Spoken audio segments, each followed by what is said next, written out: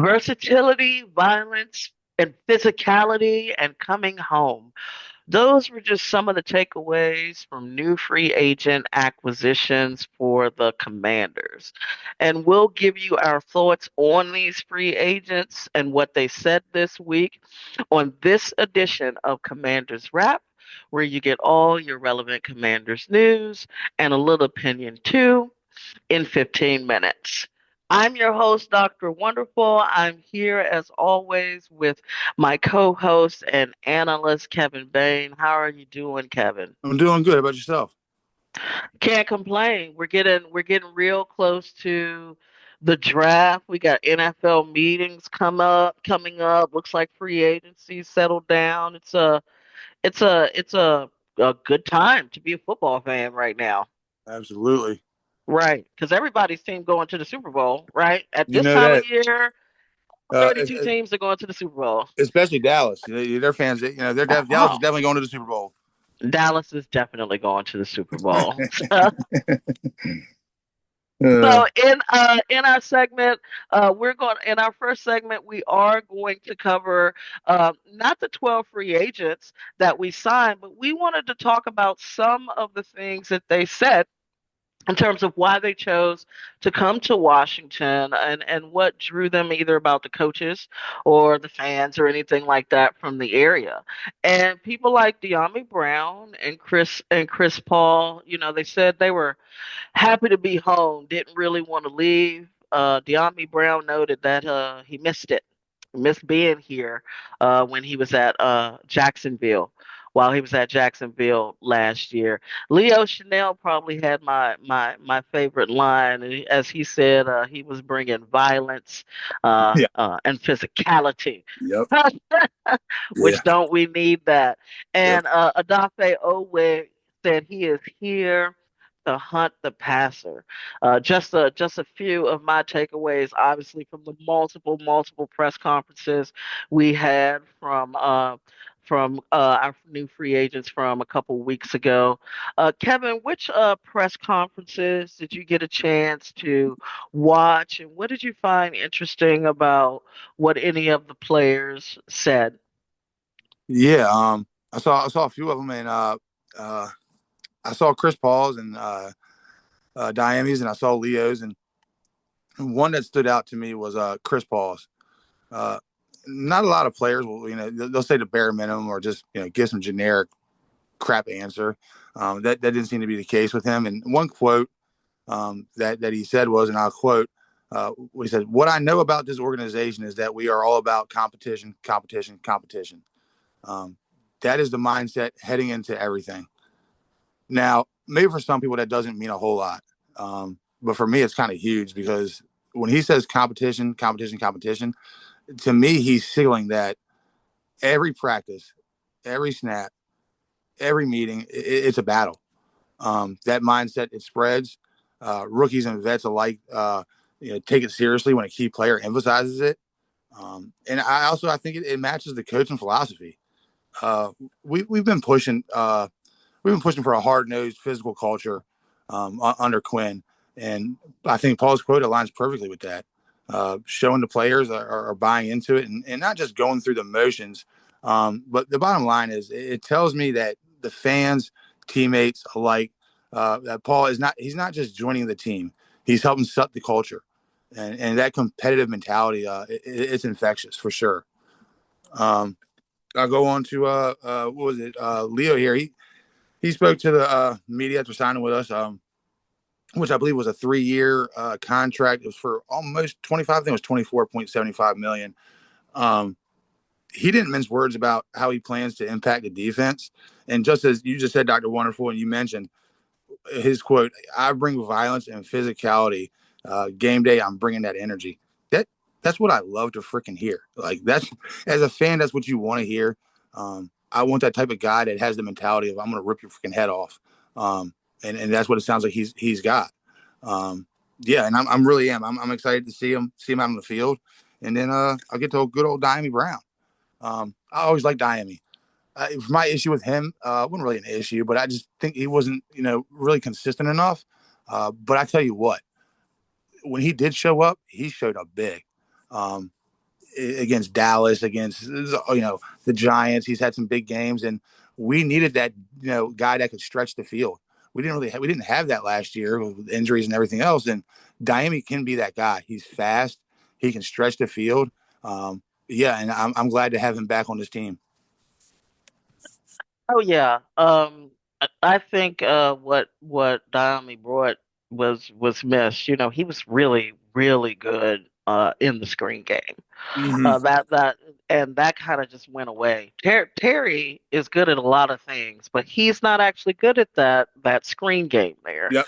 Um, and so that kind of was missed and was an element that was missing. Of course, that was Cliff's offense, but Diami does provide certain things that this offense did need and was missing.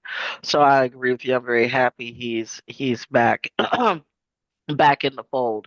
Don't blame him for leaving for that money at all. No, no, you But got to do what you got to but do.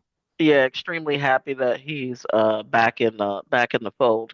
And certainly these press conferences have me excited, but like we were just saying, this is the most exciting time for all fans of all NFL teams, right? Because everybody's team is going to the Super Bowl, and that's how we feel right about now. But you know, I felt good last year. Um, uh, with some of the things that they were doing, but they were in a different place last year Mm-hmm. in terms of probably their thinking and where they thought that they were going to go. I feel like we kind of got back on track with this free agency in terms of how the team needs to be built for now and the future, you know. Yep. But and also with free agency, we did bring in, right? We did sign a cornerback, free agent cornerback, Akella Witherspoon, six foot Yeah. two, 195, solid corner with when healthy, though he has battled a few injuries past couple years. Drafted by San Francisco, so yes, AP knows him. And I will say this. I'm kind of happy there's a little bit of competition there Yep. and a pro on the outside certainly doesn't preclude Washington from bringing anyone in or drafting, say, Mansour Delane, but it is good that you know there's another tall. We have a tall cornerback with some length and some experience as well. And so, Kevin, before we start talking about the upcoming draft and some things that we're hoping to see, we do need to talk a little bit about the Brandon Ayuk situation, only because it's still widely believed that whenever San Francisco releases Brandon Ayuk, that he will wind up coming to Washington and playing on some type of prove it deal, most likely 1 year. What are your thoughts on the Brandon Ayuk situation? Also, the potential of him coming here, and let's speak more about that. What do you think in Ayuk, Terry McLaurin, whatever receiving room could look like? Um, I think it could look very good. I think it could look deadly for us on that, and our offense having Terry on one side and Ayuk on the other. I know in the media Ayuk could be portrayed as some type of way, not showing up, not showing up in the locker room, and it's all hearsay. I think did he do everything correctly in San Francisco that he should have done? I don't know, right? He could be at fault for some of it, and San Francisco could be at fault for some of it. But and I know he's battled some injuries or whatever, but I'll say this: a healthy Brandon Ayuk with Terry McLaurin, Jaden Daniels, that is something to be worried about. Ayuk is the type of player that you have to game plan for. You can't leave him unmarked. You have to know where he's at on the field at all times. He's that playmaker kind of guy. Um, I would love to have him in Washington, and I would receive him with open arms. Yeah. But you know, time will tell. We're still definitely in the waiting game for Mhm. sure. Now, Kevin, let's move a little bit to the draft for our last segment. Like we said, Washington still has some holes, right? And I would say my list: wide receiver, running back, middle linebacker, and cornerback. despite the signing of Robertson and Witherspoon, are Hmm. still needs. And for me, they are glaring needs. Safety is a need, I feel, as well, but to a lesser degree for me. Anyway, Hmm. uh, Kevin, it's unlikely we're filling all these holes, right? We know that. But we may be able to fill, two, maybe three in the draft, depending on what happens. Of the remaining needs the commanders have, what direction? We're not even going to talk about players. What direction, offense, defense, so forth, are you leaning towards them drafting at 7 and 71? I'm gonna say it really depends on how the draft goes. Um, we need help in those positions, but I feel like if a particular player is available and you feel like that player is that game changing kind of guy, um, I think that's what you go for. Um, for me, I was leaning towards safety with that first one. Uh, if that guy's not available, I'll take the best available linebacker. I'll take the best linebacker in the country. So I'm kind of leaning more towards the defensive side. Uh, then again, hey, listen, I'm not going to be mad if the best running back's available and you go that way. I'm all for it, especially with that particular cat there. And then I will say this: with the 71st pick, I want to go best available cornerback. I feel like it's a position that's just been neglected here for many years. Not and it's not the case of not trying. Right? They drafted Forbes and whatever, but we haven't had that solid shutdown kind of guy. And I don't know how long. I think maybe the last guy might have been Champ Bailey. Um, I mean, we've had some decent ones, but as far as like that caliber, it's been many, many, many years. So yeah, I'd go cornerback. I'd go cornerback with the 71st. I hear you. And I've been, defense as well. So Mm-hmm. I'm defense, offense. Love to Yeah. go linebacker, wide receiver here. Yep. Yep. But we'll see. It's going to be a bevy of players available for sure. Thanks as always for your analysis, Kevin.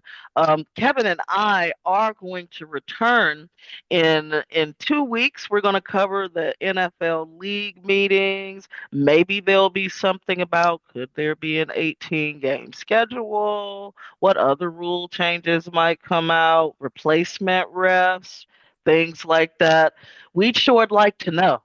So maybe, hey, who knows? After the NFL meetings, maybe there's movement on IU. We're not sure, but Kevin and I will be here to talk about it with you in 2 weeks. So for Kevin Bayne, I'm Dr. Wonderful, and this has been your newest edition of Commanders Wrap, where you get all your relevant Commanders news and a little opinion too in 15 minutes.